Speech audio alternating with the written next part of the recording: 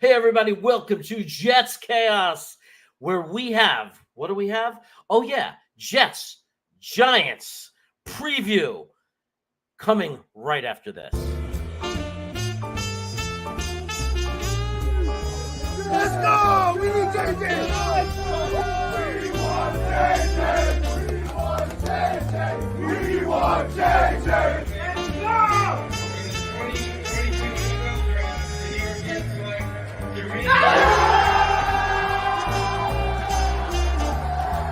JJ! We got Johnson! We got Johnson at 26! We got Johnson at 26! This is great!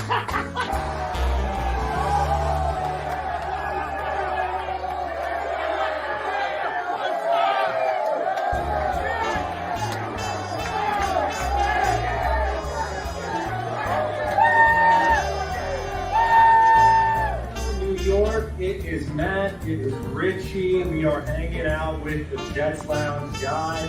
Richie, my man, how's it going? Matt, this is sick. We're at the Jets Lounge event in Farmingdale. The main event is what it's called. We got the entire Rucker family over there. Jets! Jets!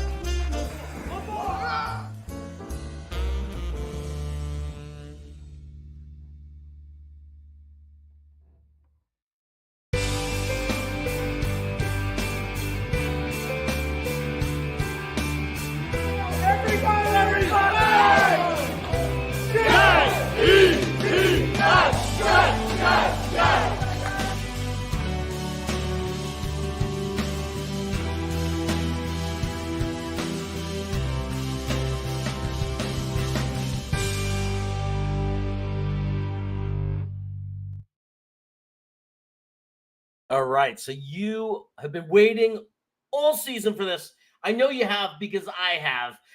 There's a lot of games we wait for, but this one's special. Once every 4 years, we play our crosstown rival. This has been going on a long time since I was born. This has been part of being a New Yorker, part of the New York culture. And we're going to have two experts, two insiders, one talking Jets, one talking Giants, and a bald, hungry guy who hasn't had snacks in a while, who needs a snack, asking them questions, listening, and I might throw my 2 cents into it too, and I might have to break them up if they start fighting with each other. That being said, let's do some introductions for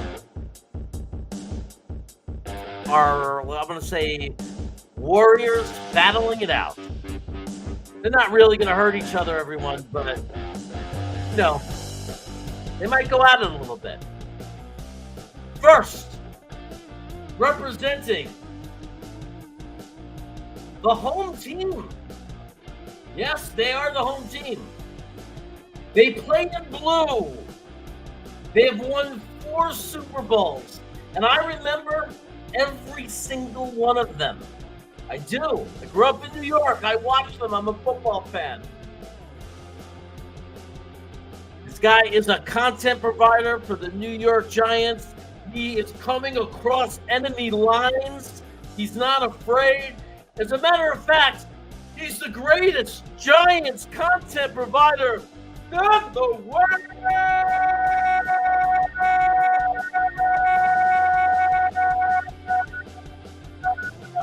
Tommy G. Wow, man, that was a hell of an intro. I'm ready to put on some pads and get out there Sunday. Holy cow, man. You got me pumped. Want to do What's up, something fellas? special for you. Want to do something special. We're doing good. We're doing good. Having a good night. It's been a busy night. I know it's been a busy day for you too. Big game Absolutely. coming up. Before we talk about it, I'm going to bring in your counterpart, the other half, the guy you'll be talking to, answering questions with. Ladies and gentlemen, if you haven't figured it out yet, you know it's not going to be Nick Shine because he's not smart enough. I would do it myself if it was going to be Nick Shine. Ladies and gentlemen, this is the Prospector, the Italian hot dog eating, Jets suffering, baseball coaching, soccer coaching, greatest dad and Jets content provider in the world.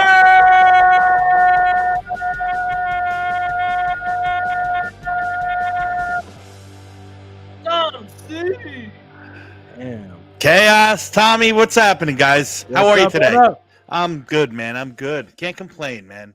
Looking forward to Sunday. I'm looking forward to Sunday. It's going to be a fun game. Fun game. It the build up, the Jets having a bye week made it feel like, torture for us. Tommy, how exciting or how much does it mean to you when you see the Jets on the schedule? Does it have a special meaning? I know there's like when you play the Cowboys, when you play the Eagles. I mean, we all have our rivalries, but what does it mean to you when the Giants play the Jets? Is it different than let's say playing Atlanta? Well, yeah, first off, thank you guys for having me on the show. Big fan of the show. Dom C, connected me. Dom is an amazing guy, a great supporter, somebody that I've met on Twitter that, you meet a lot of people on Twitter through the rigmaroles and they come and go. But Dom has been somebody that kind of caught my eye, does a great job with the content, connected me with you. So thank you first and foremost, the honor of having me on. Really appreciate that. Means a lot to me. And listen, this is a special game. I don't care what anybody says. These two teams have only played each other 14 times since the NFL and AFL merged in 1970. So this is a special game. While the teams may see each other all the time and passing every day, every week, they've only played 14 games in history. So when I see that green logo on the schedule, I'm circling that because this is big. This is the battle for New York, the battle for bragging rights. Unfortunately, we thought it would be Daniel Jones versus Aaron Rodgers here, but that's the NFL, right? You get a surprise along the way. But super pumped. You got two teams coming in off victories. Jets obviously flying high. They got 2 victories in a row. They did what the Giants could never do, unfortunately, beat the Philadelphia Eagles. Thank you for that, though. I appreciate that. That was a big win. So I'm pumped, fellas. I'm ready to go. Yeah. Yeah, likewise, man. Listen, I take a little bit of a different view. It's not to say that I can't classify myself a Giant fan because that's not fair to myself and my family and the rest of my Jets, my Jets family. But I'm a guy who, if the Jets aren't on, I have no problem watching the Giants. I'll root for the Giants as long as they're not playing the Jets, or something like that. Like, I hate the Patriots. I don't hate the Giants. You know what I mean? But I'd be remiss to say I'm not. You want to win this. You don't want to be little brother, in the air conditioner in MetLife.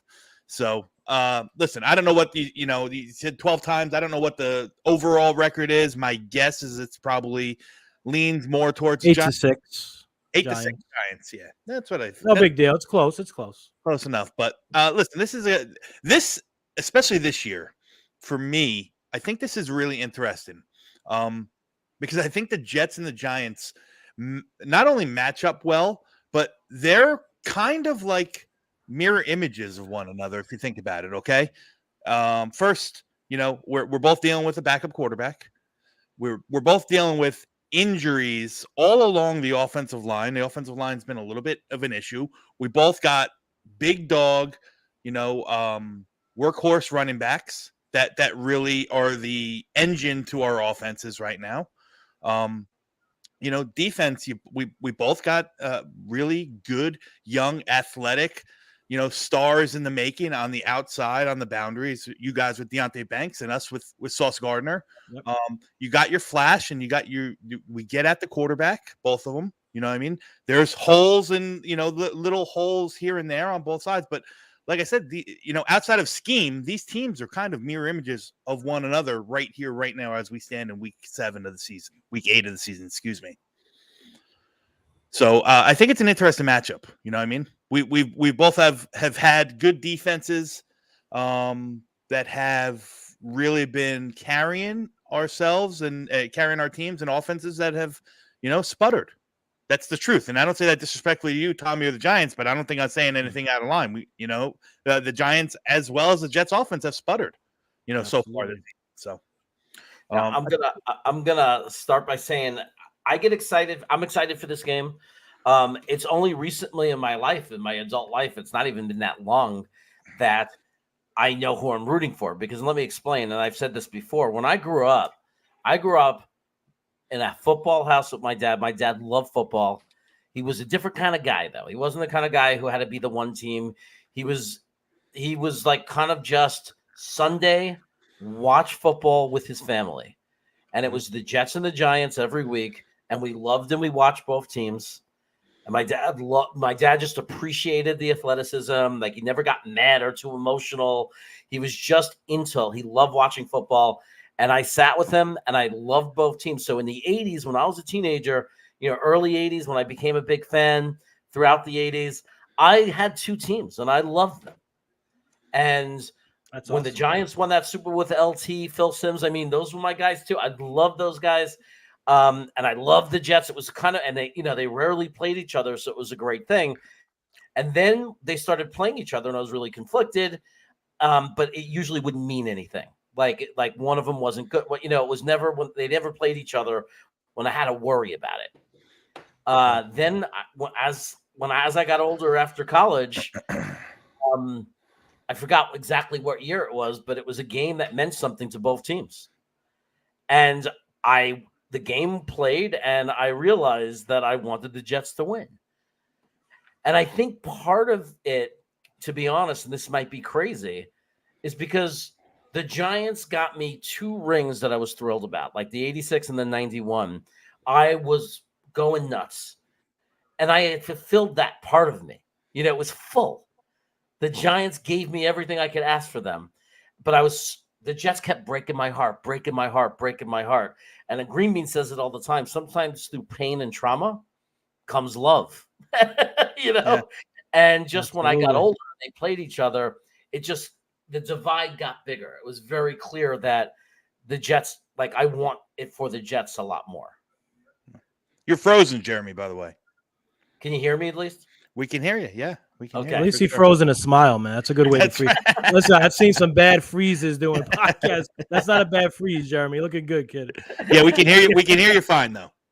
Okay, so that's my story. So I still root for the Giants when they're not playing the Jets. I can't help it. I get emotional still to this day because I used to be a fan of the Blue as well, and the back in those days. So I still have pride being in California. I have pride in MetLife in the New York, New Jersey area, tri-state area, and those teams. Just like I am in baseball now, being far away, I root for any team New York.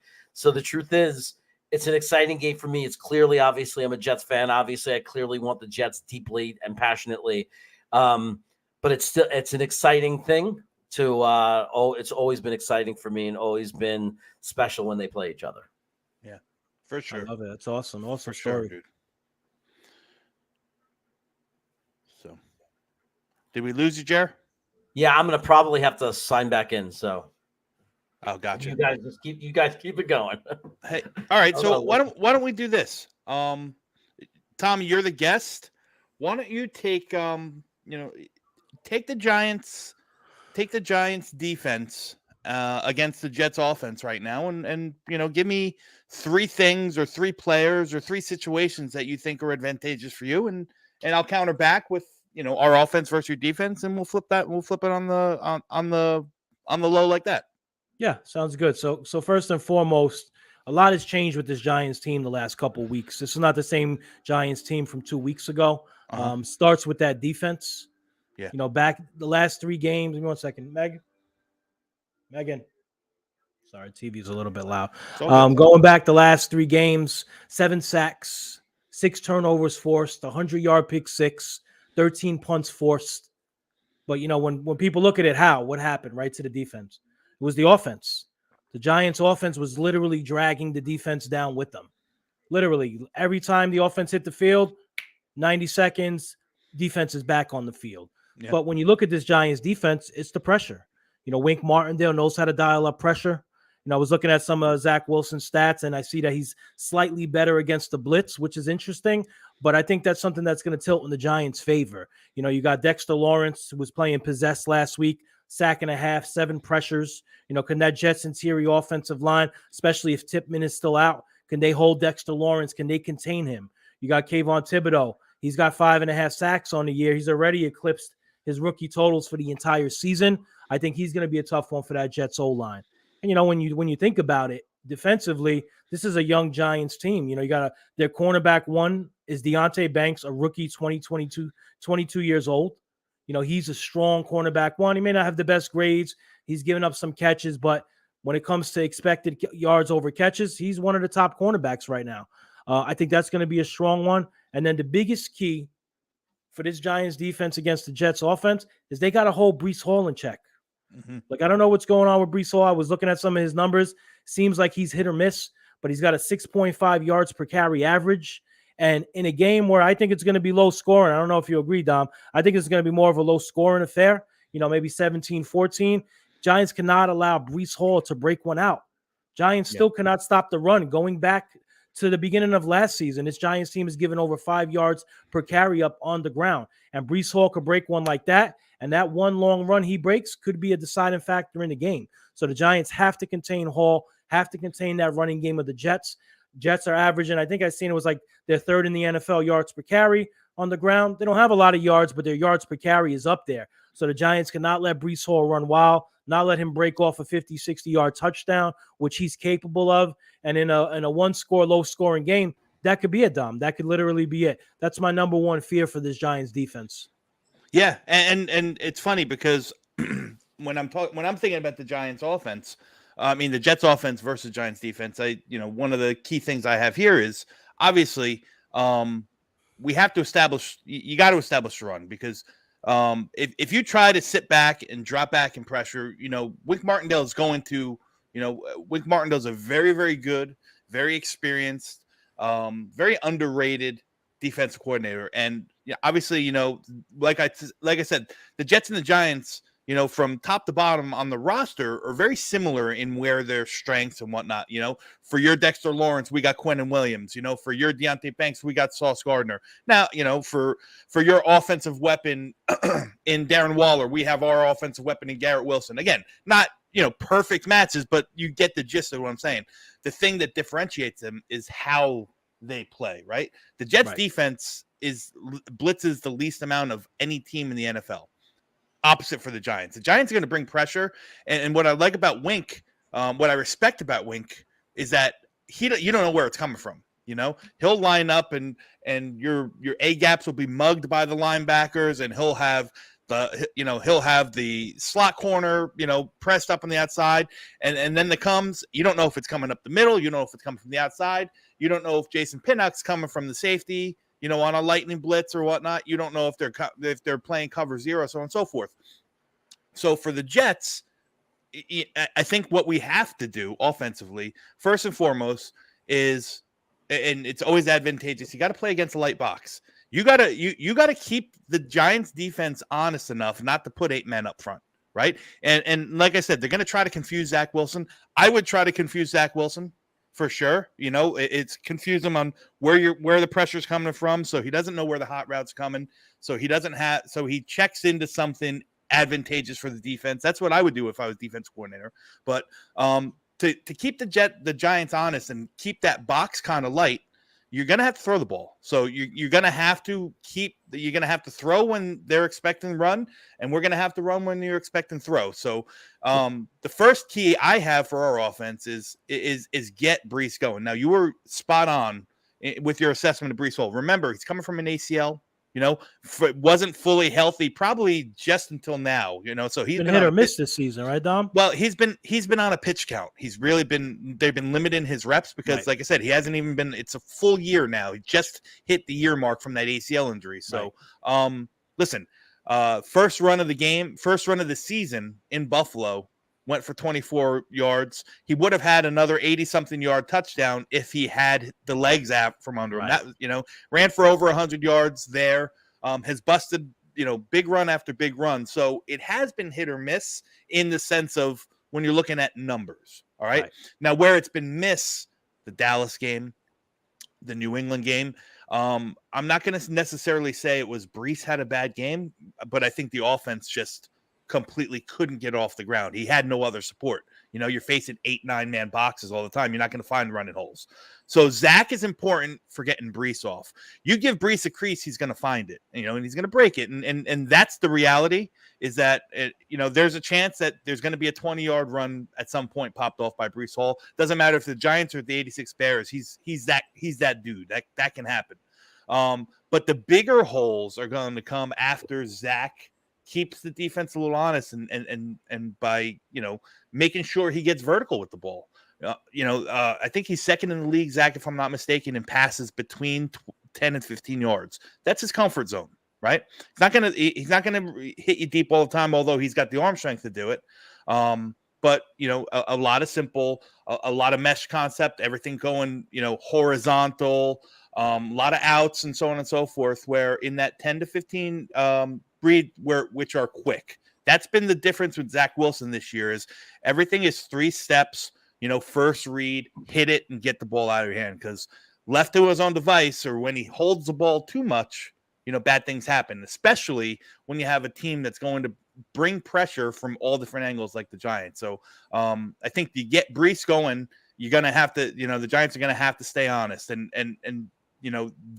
Zach's going to have to take advantage when he has a heavy box of getting vertical a little bit. And when the Giants back off a little bit, that's when Brees is going to have to attack. But to your point, I mean, guys like Dexter Lawrence, guys like Quentin Williams, you're not gonna fully contain them. You're not gonna fully stop them. You're gonna hope to contain them, right? You hope to limit the damage that they do. And that's the reality. Listen, the line is still makeshift. We lost AVT. We're playing without Tippmann. That's our right side of the line, right? The good thing is that our left side of the line has been playing very good. With Mekhi Becton and a rejuvenated Laken Tomlinson. The past 3 games, he's been outstanding. Connor McGovern and even the right side of the line, our right tackle, Max Mitchell, has been very, very good in the run game. Kind of hit or miss in the pass game. So that's something that's definitely concerning. But Dexter Lawrence, you're gonna have to have a solution for him, right? If Max Mitchell's struggling, you can always put a tight end there and chip on the outside or something like that. Maybe you keep an extra running back in and have him in pass protection to help with that pressure up front that you get up the middle. But yeah, like Dexter Lawrence is a machine. He's as good of a defensive lineman as there is in the NFL. So I'm curious to see what the modus operandi for our offense is. I want to see Kansas City. I want to see what we did against Kansas City. Everything was upbeat. Everything was moving. Everything was rhythm based, and it kind of gave Kansas City, who is also a very young and aggressive defense, kind of kept them off kilter. So that's what our offensive line has to gel. We have to force light boxes to be able to free Breece Hall. And third, mostly on offenses, where we've struggled the most, and I think that this is kind of the same thing in the Giants. I'll let you talk to that. Is we got to start converting on 3rd downs. We got to start extending drives. You can't go 3 and out all the time. You go 3 and out, you get the defense on the field more than you need to. So you got to start winning the time of possession, and to do that, you got to get first downs. We can't have constant 3rd and 8s, 3rd and 9s, 3rd and 10s. Because we just don't convert those at a high percentage. The 3rd and 3s, 3rd and 4s, 3rd and 5s, you give yourself a chance to extend the drives. Jeremy, you with us? No, I'm waiting for Jeremy here. No, I didn't know if he was back or not. Yeah. No, you're muted. You're muted, Jeremy. There you go. Yeah, the internet is so bad for me right now. I was just kind of letting you guys go at it as much as possible and saying as little as I have to. But I respect it. But I definitely want to hear more about, and I've been fighting with the internet, so maybe I apologize if you already talked about it. But I'm definitely really curious to hear more from Tommy about just how you perceive the Jets and how, like, what do you think the biggest threats are? What do you think the Giants have to do to beat them? As a fan, what are you hoping to see? What are you worried about? What do you think you could expose from us? Yeah, absolutely. So obviously always doing my pregame prep for my show and kind of looking at this Jets team. A few things stood out with me, right? First of all, off top, injuries. Sauce Gardner, DJ Reed, are they playing? Because if they're playing in this game, it's a completely different game for that Giants offense.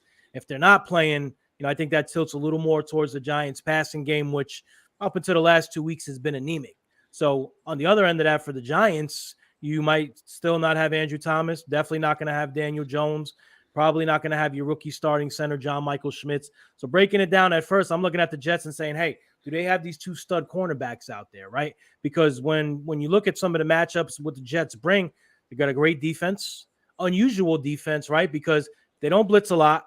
They get a lot of pressure, but don't get a lot of sacks. which is really, really an interesting trifecta when you look at that and break it down.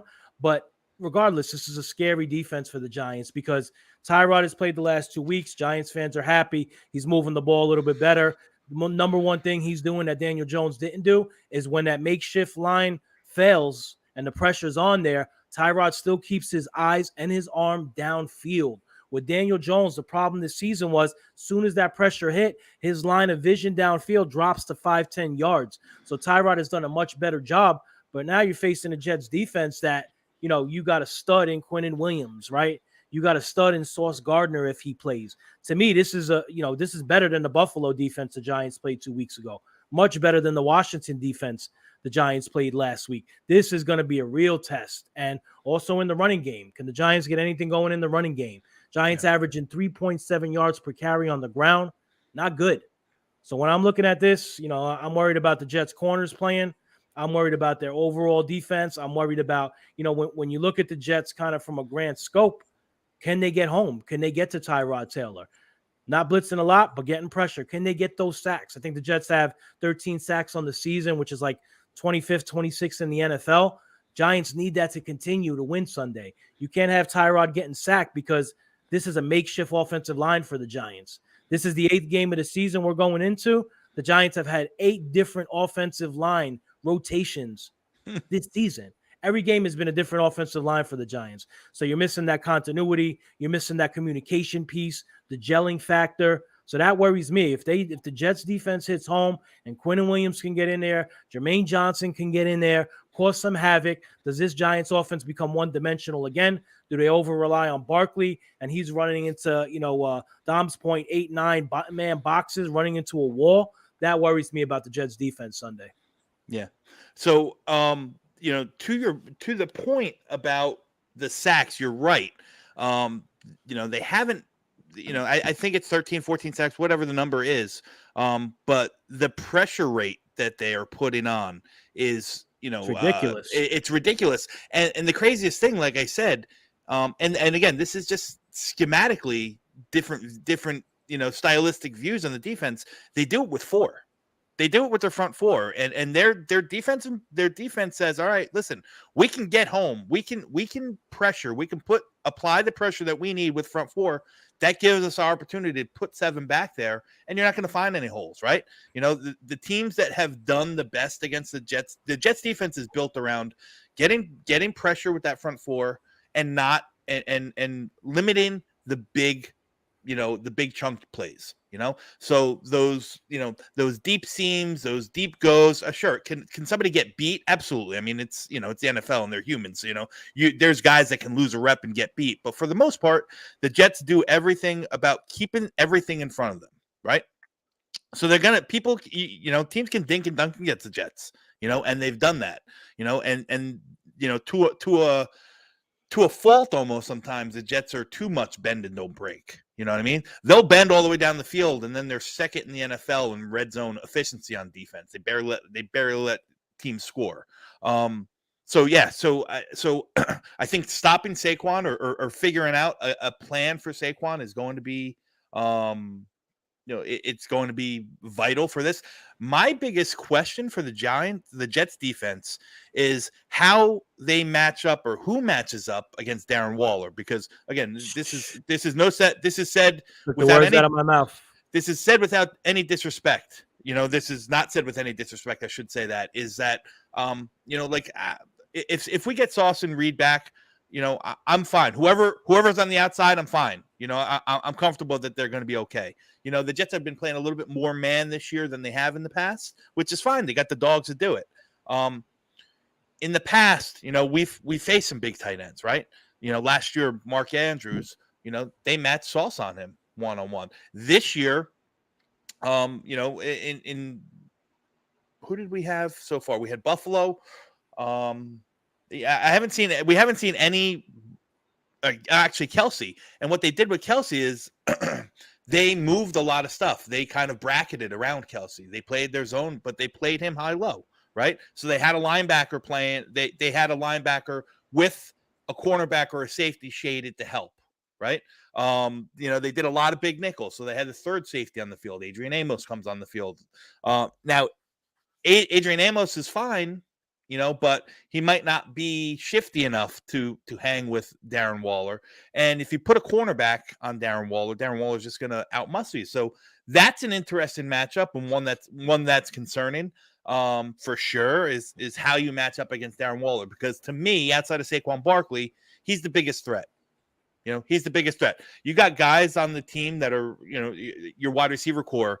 I'm not saying that they're bad, but there's no one that to me can take over a game such as guys like Saquon Barkley and Darren Waller. And again, I don't say that disrespectfully. I'm just, I'm telling you I'm telling you my opinion as as kind of an observer and a fan is that, I'll take my chances with Darius Slayton against one of our cornerbacks. I'll take my chances with Michael Carter II, who's arguably the playing the best slot cornerback in this NFL this year, against Wandell in the slot, or whoever lines up in the slot, if that's Sterling Shepard or so on and so forth, or Paris Campbell.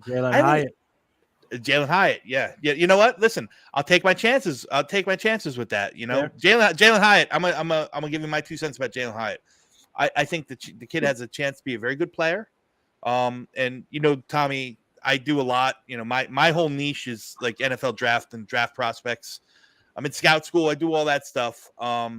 I did extensive work on Jalen Hyatt last year, and I said that he had my notes on him were in the draft, and Jeremy can attest to it because I do a draft show with Jeremy in the offseason, is that Jalen Hyatt has the speed to disrupt the game on wit's end. My concern for him coming to the NFL was in Tennessee, he never ran that full route tree, right? So everything was a hitch or was a go. Yep. And where has he been effective this year? On the plays where is on those goes where he gets behind. So it's going to be an interesting matchup. If they send him on those goes, the Jets defense is built not to let up those big chunk plays. So how does that work out? Can that just neutralize one another? Could Jalen Hyatt get past the cornerback? Absolutely. The guy's 4.2, 4.24. He can get by anybody. You know what I mean? So it could happen. So yeah, listen, I like the way our pass defense lines up against your pass offense. I like the way our run defense is in general. I think we play the run very well. Two very, very good run defending defensive ends in Jermaine Johnson and Michael Clemens when he's on the field, and John Franklin Myers, and those guys all play the run. They set the edge really well. We got big bodies in the middle. Quentin Williams is he's a disturbance. We can bring in Big Al Woods at times. So I'm comfortable with our run defense. I'm curious to see how they're going to handle Darren Waller. What's the plan of attack? Because if you can neutralize Darren Waller, you're going to make the Giants. You're ultimately going to make the Giants one-dimensional, right? And that's, hey, you neutralize Darren Waller, and then you got everyone else to worry about Saquon Barkley. And it's a great point. There's a trend here. So the Jets allow an 80 quarterback rating in general. Whenever the opposing offense is targeting the tight end, that quarterback rating goes to almost 89, right? So the Jets have struggled with tight ends. They've given up five touchdowns to tight ends already this year. So when I was looking at the matchups, Darren Waller has to produce this game. He has to be that guy.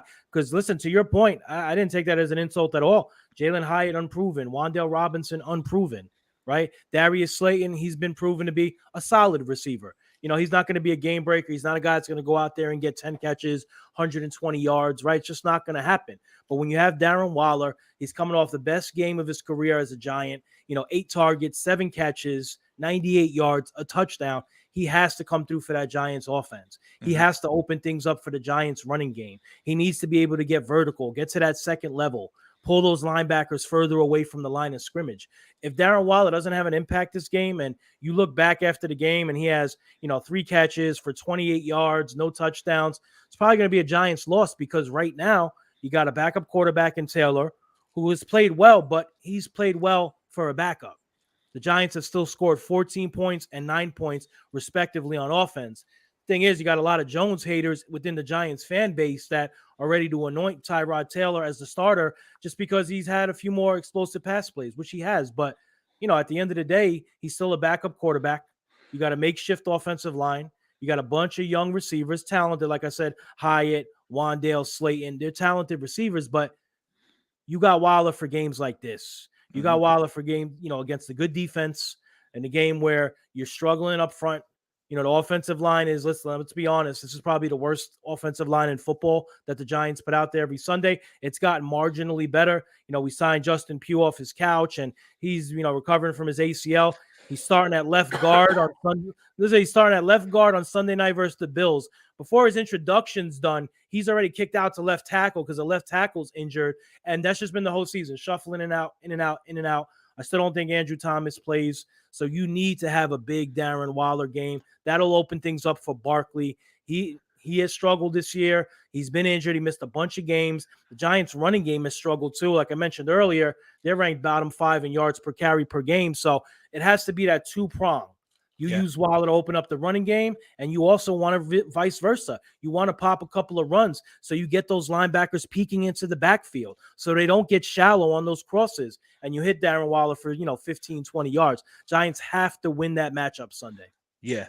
It's funny because, I sit here honestly with you and with everyone here in the chat, just as a fan, and someone who understands the game and can analyze it and break down the X's and O's.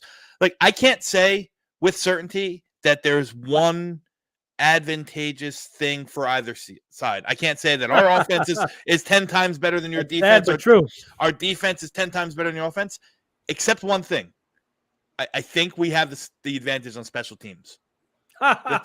Don't even get me started on special I know. teams, I kind of nudge you at that. I know, because I know that's been a sour spot on the blemish of the Giants this year. We did sign Gunnar Olszewski. Olszewski. Yeah. Yes. So another disaster last week. So we got rookie running back Eric Gray out there. By all accounts, during the preseason training camp, this guy could not field punts cleanly at all. But hey, they want to get him out there. They feel like he could break one. He muffed a punt a couple weeks ago. He muffs 2 punts on Sunday. Giants say, hey, we got an idea. We're going to put Sterling Shepard back there to field punts. The guy that hasn't barely played all season. He gets very little reps. He's at the bottom of the wide receiver depth chart. Hasn't returned any punts for this Giants team in his 8-year career. What does he do? Promptly muffs one. But the Giants recover, right? Everything's good. All right, let's get Shepard out of there. Nope. We're going to leave Shepard back. We're going to leave him back there. What does he do on the very next punt return? Fumbles the ball. Gives Washington a short field that leads to their only touchdown of the game. That almost cost them that victory. Giants special teams has been a disaster. Penalties, missed tackles, muffs. It cost you Andrew Thomas too, right? Cost Andrew Thomas, blocked field goal. That game set the tone for the whole season. Blocked field. Giants got a nice drive. They get a false start. They get a bad snap. Blocked field goal. Andrew Thomas is done. Plays one healthy series so far this season. So the special teams really gets me fired up. So yeah. So let's talk about the injuries. Like, all right. So you did make mention you don't think Andrew Thomas is going to come back this week. He's close. So he had a setback a few weeks ago. Obviously, we had the hamstring injury versus Dallas. He was prepping, he was getting back, looked like he was going to be back, and then he has a setback. So he's, I would say, probably 85, 90% of the way back. I would think most likely the following week is when we'll see him back. I think we have a better chance of seeing rookie center John Michael Schmitz playing. He suffered a shoulder injury of all plays, the tush push, suffers that shoulder injury. So I think we might see John Michael Schmitz back. But probably not going to see Thomas, not going to see Azeez Ojulari, our star edge rusher. He's on injured reserve as always. And what about Josh Azuda's on an IR too, right? He's done yeah, for a little he got bit. a toe injury. Yeah, he's done. What about Evan Neal? Now, I haven't seen him on the injury report. Yeah, he practiced limited. Him and Thomas were both limited today. I think you have a much better shot of seeing Neal. Neal was almost a go last week versus Washington. The last second just couldn't do it. So I think you might see Neal Sunday. Okay. And what about on the defense? Relatively healthy? Yeah, defense not too bad. So like I said, you're missing Azeez Ojulari, but I forgot Azeez. Yeah, Giants fans are used to that. He's, his training room is his favorite spot on the team. But that's really it. Defensive wise, we got our stud linebackers, Bobby Okereke, Micah McFadden. They've both graded upwards of 80 PFF the last couple of weeks. Defensive line, we got Thibodeau, Dexter Lawrence, Leonard Williams. Yeah, we're ready to go. Wait, there is one. I'm sorry. Adoree Jackson did miss last week. looking like he was limited today in practice. I would say probably 50-50 for Adoree', but he's played terrible this season. He's got like a 41 PFF grade. Yeah. And the Giants are going with the youth movement at cornerback, Cordero Flott, Deontay Banks, Trey Hawkins. So I don't think Adoree's a go either. So if Adoree's out, is it Cordell Flott's in the slot and Hawkins is on the outside opposite Deontay Banks? Well, unfortunately, Hawkins was benched a few weeks ago. Obviously, a rookie 6th-round pick, tough. He got burnt a bunch of times. So you're going to be looking at most likely on boundary 1, Deontay Banks. You're probably going to see McLeod on boundary 2 a little bit mixed in. He might play a little slot. Cordero Flott seems to have locked down that slot spot in the last couple of weeks. But Wink likes to mix things up. So you might see 3 safeties out there, and he'll pull a cornerback off the field and put 3 safeties. He loves his 3 safety look with Jason Pinnock, Xavier McKinney, Dane Belton. So you might see a little bit of a mixture there. I don't think Adoree' not playing is going to be a factor at all for the Giants secondary. Gotcha. Now, one more thing about your defense. How is what's schematically, does Deontay trail the wide? Does he follow the WR1s? Does he follow the number 1s? Yeah, he's covering the wide receiver 1s. So he's flopping sides on the field. He's not staying to his side. He's following the receivers. I wouldn't say exclusively. Okay. He does follow, but there are a lot of times I'd say, if I put a number on it, probably 60% of the time he follows the wide receiver 1. But a lot of times he does stay on that right cornerback boundary. It's been a little bit of a mixture. Like I said, Wink likes to mix it up. So I would say a decent amount of time he'll follow wide receiver 1. But as a rookie, he's still kind of set in that spot. He's still trying to learn from that one spot. So he's not following exclusively during the whole game. Yeah, well, 60% is still a fair shot. I mean, usually it's teams are either kind of dead set in, they're going to do it or they're not. Like the Jets, it doesn't matter. They play left and right.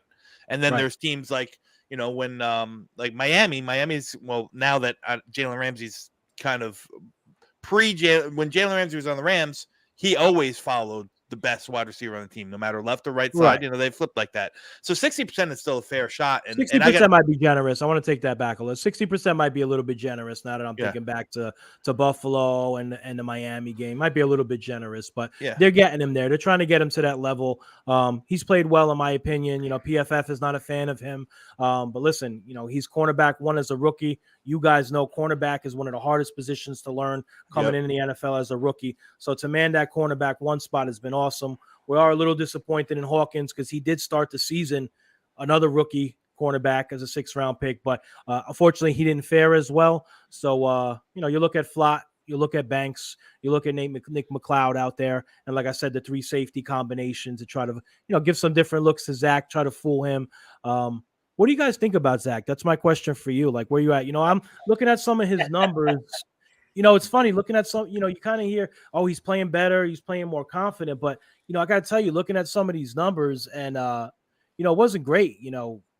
74 quarterback rating, 46% of his dropbacks he's pressured on, sacked 9% of his dropbacks. I would assume he's leading into some of that pressure himself. That's what we've seen with Daniel Jones, kind of seeing, I don't want to say seeing ghosts. I don't want to trigger, but feeling that overly anticipating the pressure. No.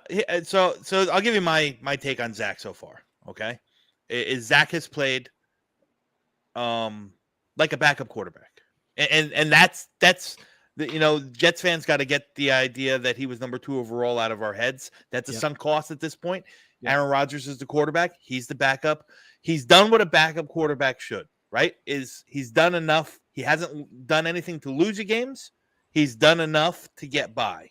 Now, listen, I think a lot of the issues early in the season with Zach, definitely the Dallas game, definitely the New England game, was the offense coordinator, the whole offensive team kind of had shackles and handcuffs on them, right? We all saw, what Zach could do last year when that was no good. Listen, the reality is he's a backup quarterback. All right. He's a backup quarterback forced into play. Has he improved from last year? There's definitely been an improvement. Is it, starter level quarterback play? No, I don't think so. And that's, You might find Jet fans that think differently, and I think that he's still not at that level. I don't know if he'll ever get to that level as the Jets, but he's doing enough not to lose games. The Kansas City game I thought was hands down his best game of the year, where he looked like he gave you competent quarterback play. He did look good that game. Absolutely. He looked really good. Listen, arm talent, and athleticism is never an issue. The problem with Zach Wilson has been for 27 starts and still is 27, from start 1 to start 27, is his ability to see and process what's going on the defense, right? Getting through his progressions, stuff like that. That mental part of the game. So, listen, they've changed the system a lot.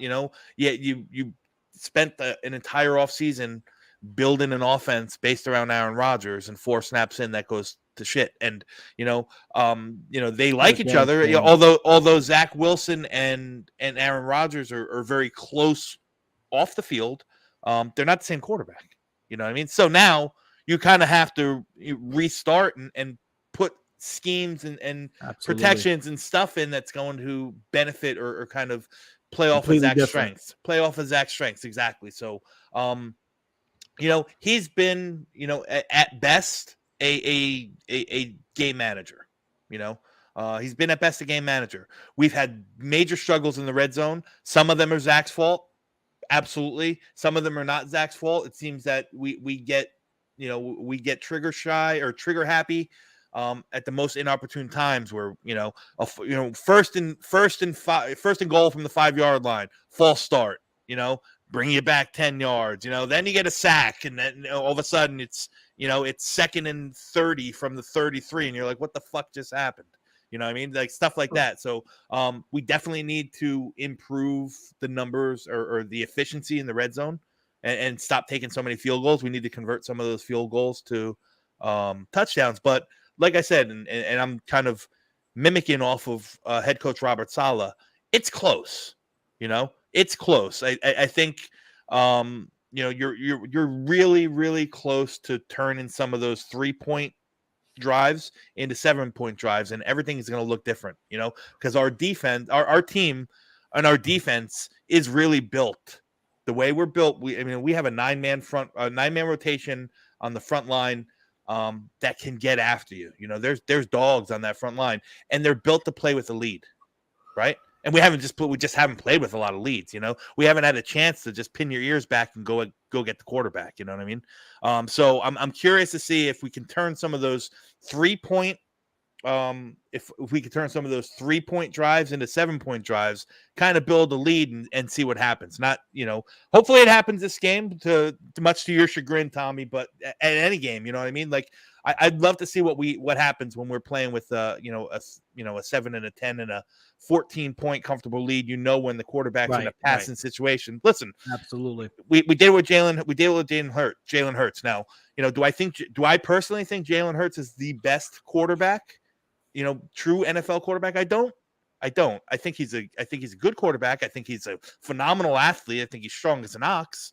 But we call it what it is, and I'll pat all the Jets on the back. We kind of made him look pretty stupid. You know what I mean? We forced him into that.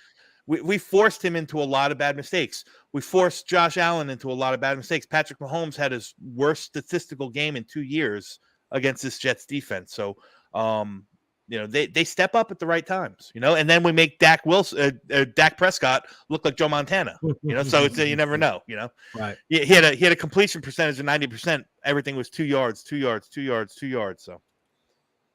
So yeah, that's that. Well, what did Salah said, right? He said, we've embarrassed some great quarterbacks this year. So yeah. Listen, we embarrassed some great quarterbacks with a 3-3 record. So you are what your record says. Take it with a grain of salt. Yeah, absolutely. We are what the record says we are. So, listen, I'm confident. I shouldn't say I'm cautiously optimistic.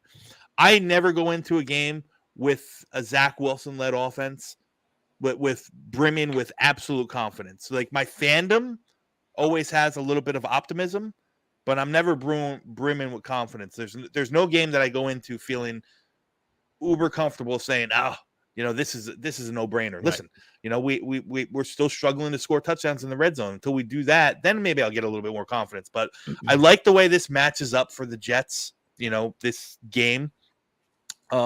But I don't think it's going to be, I don't think it's a no-brainer. I don't think it's a cakewalk, and I don't think it's going to be easy in any sense.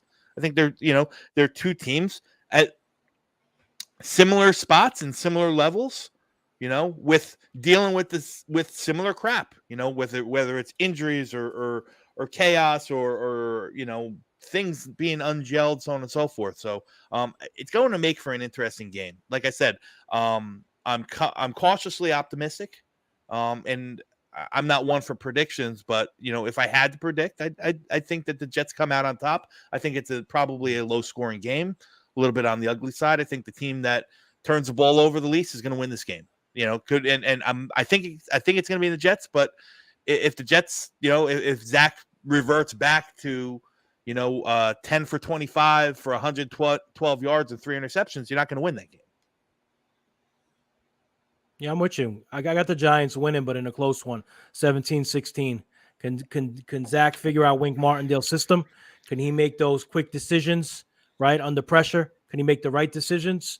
Is he going to be able to distinguish the fronts? Is he going to be able to see where the blitz is coming from? He's a slightly better quarterback rating-wise facing the blitz, but also who starts fast, right? The Giants have not started fast all season. Last week versus Washington, scored 2 touchdowns in the first half, and we're 30 to throw a parade at MetLife. Like it was unbelievable, and didn't score the rest of the game. So it was the flip-flop. But if this is a game where the Jets can come out fast and they get a lead on the Giants, and the Giants defense is on their heels and the offense is punting, it's going to be a Jets win because the Giants have to get out fast. They have to be able to get Barkley involved. The Giants defense does not play well without a lead. Check this stat out, fellas. Through the first 5 games of the NFL season, the Giants defense played with a lead for 1 single snap. One snap.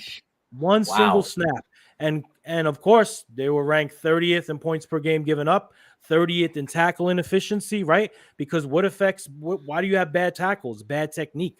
Most of the time, why is there bad technique? Because guys are fatigued. They're throwing shoulders. They're not wrapping up. So the Giants offense has to come out fast, has to give the defense kind of a little energy, a little shot saying, hey, here's a lead. Here's some points. It's not going to be one of those games where you're back on the field in 90 seconds, whatever it is. Giants have to come out fast, Dom. Yeah, and listen, it's funny because I think you're preaching to the choir about that. The Jets haven't come out fast in the first quarter, the first half in a game, in probably since 2012. You know what I mean? We and especially this year. I mean, listen, the adjustments that have been made, and it almost looks like sometimes there's 2 different teams playing. The team playing the first half and the second half. So kudos to the Jets and their coaching staff for making those necessary adjustments. But you watch any Jets content creator or you listen to any Jets talk radio, they'll all say the same thing. Like at some point we got to score. We got to score in the first quarter. We got to take the bull by the horns early. And not just sit back and kind of play catch up. You know what I mean? Absolutely. So, and I agree with you. I think it can go. Honestly, I think it can go either way. I think the Jets are going to come out of this one on top. It's probably not going to be pretty. But like I said, I think the team that controls the time of possession and wins the turnover battle is going to win this game because it's probably going to be a Greg Zuerlein versus Graham Gano kickoff, on who wins. So, yep. Well, I think that if the Jets were to lose this game, it would be because of the Giants' defensive line. That's the most concerning thing to me. I think I think the Giants are like from all across the board, just going to create all kinds of problems.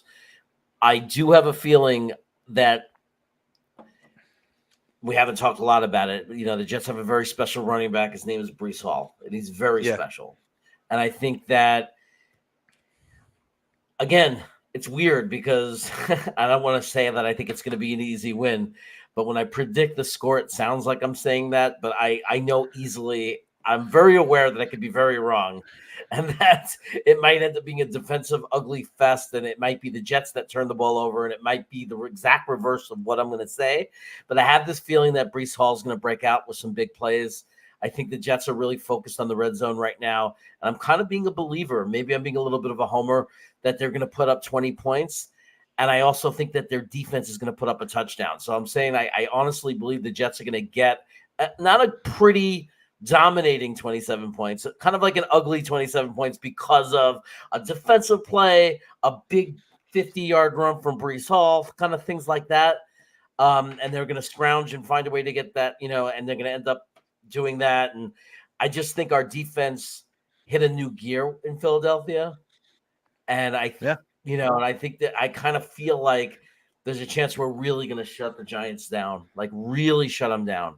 So I'm predicting, and I've been predicting a 27-6 game, but at the same time, but I'm not sitting there screaming it like this is going to be easy. We got this. We're going to slaughter them. I'm very nervous and I'm very worried and very aware that that's kind of like the most homer feeling of the game that I have. But at the same time, I wouldn't be surprised at all if we look like crap because of that defensive line of the Giants. And I know from experience that Zach Wilson he's capable of putting up a really good game like you saw against Kansas City. He's also capable of being really bad. And if the defensive line rattles him, he might be really bad. And my 27-6 might flip around and it might be the Giants that win like a 27-6 kind of game. It could very easily happen. But I'm predicting that the Jets do that. I'm feeling for some reason that Breece Hall is going to carry us and make it happen. Yeah, listen, the Denver game in Denver, we won 31-21, handily 10 points. That game they could have easily scored 50, right? They had one offensive touchdown, 5 field goals and everything, and defensive touchdowns in the whole 9. If you convert a couple of those field goals into touchdowns, that's a blowout. So I understand what you're saying, Jeremy. The score, as you predicted, might sound like you're calling for a Jets blowout, where a 27-6 would be a blowout, but that 27-6 could easily be 13-6, kind of where me and Tommy are kind of landing on this, kind of close, low scoring, so on and so forth. It wouldn't surprise me at all. Like it wouldn't surprise me at all if the Giants beat them. I kind of feel exactly how it would look. Like I could totally see it happening and how it would happen. Like I'm not sitting here saying there's no way we could lose to them. If we lose to the Giants, I know exactly how it happened. Like in my mind, I think the Giants really, they've been hidden this year, but I think they're waking up. That defensive line, to me, I have all the respect in the world for. Yeah, as you should. Listen, I'll say this. I'm not necessarily worried about Zach Wilson against the Giants blitz. I'm worried about the Jets offensive line against the Giants blitz, and the same thing. And I'm sure, I'm not going to speak for you, Tommy, but I'm sure the same thing that there's got to be, there's got to be concern. We have the number 31 and number 32 ranked offensive lines for a reason, right? So there's got to be some concern. Like, as a Jet fan, I'm salivating thinking about Bryce Huff lining up, in wide 9 against Evan Neal. There's part as if I was a Giants fan, I'd be, I'd have that same feeling of Kayvon Thibodeau lining up against, Max Mitchell, who struggled against the pass this year. So, there's that to it. If whichever offensive line holds up the best is gonna give their offense the best chance of breaking the monotony that both teams have seen offensively over the past couple games. Yeah, I'm with you, Dom. Yeah. I think a little more pressure on the Jets than the Giants this game. I think you got a lot of Giants fans out there already doing their mock drafts, already looking forward to next year, maybe taking the quarterback. I think there's a little bit, not a lot, a little bit more pressure on the Jets here. They've been playing confident. Salah's been out there, embarrassing quarterback. So they got a confident team. They got a confident bunch, confident coach. You don't want to come out and lose to a Giants team that's been reeling, that has a bottom offense, that has a defense that, while has played better, is still ranked 28th in the league. So I think there's a little more pressure on the Jets, Tom. And one stat that's crazy to me, which is not fun, it's not advantageous for us. 1-10 over our last 11 games coming out of the bye. Oof. 1-10 coming out of the bye. Which is usually the NFL average is completely opposite. You always have 2 weeks to prepare, so on and so forth. Now, in fairness, five of those 10 losses have been against New England, who we just has had our number over the past whatever. Yeah. Other than the Giants. So listen, I don't think it's by the way for that for beating them. I don't think it's going to be an easy game. And as a Jets fan, speaking as a Jets fan, and as a supporter of the Jets, I don't think it's going to be an easy game at all. Records are what they are, but both teams are I think have been punching above the belt. Considering where their records are, I think both teams are kind of not peaking, but they're rising. So whichever offense rises higher or rises first is probably going to win this game. I agree. Yeah, man. So I think we covered everything, man. Yeah. That was pretty good. Tommy, where can everyone find you? Yeah, so first and foremost, I run a podcast twice a week called Tommy's Sakes. It's on the Giants Country YouTube. Giants Country is obviously Patricia Trainer's channel. She's a beat reporter for the Giants, so we work together. So you could find me on Giants Country YouTube. You could also find me on Twitter, TommyG105, TikTok, Tommy's Takes _NY. And listen, I'm pumped. I'm excited again. Thank you. It's an honor to be on the channel. Really appreciate it. I had a blast. I think maybe we got a little friendly wager. Do we get a friendly wager on the way out? What are we thinking, Dom? Oh, listen, man. How's about I got something for you. All right. Winner, whoever wins, or whoever loses. All right. You gotta your next podcast. You got to be Don in a Jets shirt, and my next show, I got to be Don in a Giants shirt. Let's do it. All right, deal done here. I like that handshake. Agreed. That's agreed. Awesome. That's awesome. I Love can't it. wait for that. That's awesome. So it's fun, man. It's all good, dude. And guys in the chat, if you're not, definitely give Tommy a sub. Like I said, I'm an NFL fan.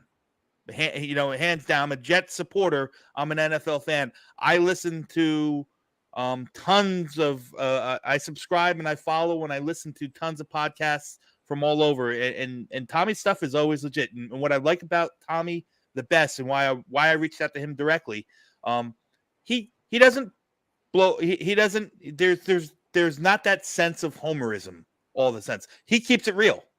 When they're playing like shit, he'll tell you they're playing like shit. When he sees something good, he'll tell you that he sees something good. So you gotta respect that. I at least for me as a fan, I respect that. Listen. I'm always listening and I'm always tuned in to Tom when Tommy's on. I got a lot of guys. Like I said, I pay homage and I pay respect to a lot of the Cover One guys, the Buffalo Bills guys. I think do a great job. And Tommy's just, he does a great job just for a different team. It's all good, man. So you're always welcome on my show, my channel. When my stuff won't get going probably until the off season because I'm more draft related, draft oriented. But you're family now. So, and listen, I like the Jets. I got nothing against. If the Giants are not playing, I'm watching the Jets. If the Giants are on bye week, I'm rooting for the Jets to win. I'm a New York guy. I didn't move out of New York till I was 29 years old. So I'm rooting for the Giants, Jets. Except baseball, I don't root for the Mets. I'm a Yankees guy, but I'm always the Jets have had such a struggle, man, historically. So I'm always rooting for the Jets. Not this Sunday though. That's fair. And likewise. Fair enough. Definitely fair enough. Yeah. Man. All right, guys. Thank you so much. Sorry about my internet issues. Definitely gonna have to have like an extra modem put up here or something. But anyway, hey, thanks. Great show. Thanks everybody for watching. Appreciate it. We'll be back here. Remember, Green Bean Jets fan on Sunday, the Giants Jet game. Watch reaction party. Me and Green Bean will be reacting to the game live, having our reaction party. We'll be half an hour before the game starts. Ready to go. So see us there. Check us out. Make sure you subscribe to Tommy's channel. Make sure you're supporting Dom C and checking out all this stuff on greenbeanjetsfan.com. And we are out of here. Take care, everybody. Bye, everybody. And let's see how we're going to leave this.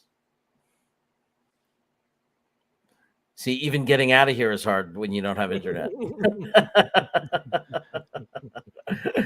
Let me see if I can get this to play. And this is meant to scare you, Tommy. I hope that you're not too intimidated by this. And now, welcome to Pride and Chaos. Welcome to the darkest year of our adventure.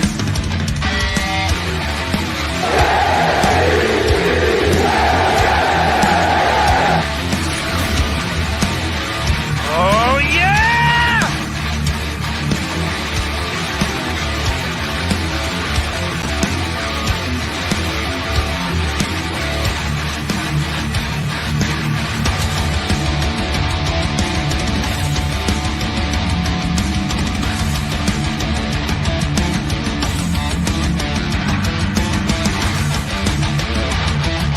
And now give it up for Jeremy and Rick. Now you scared me.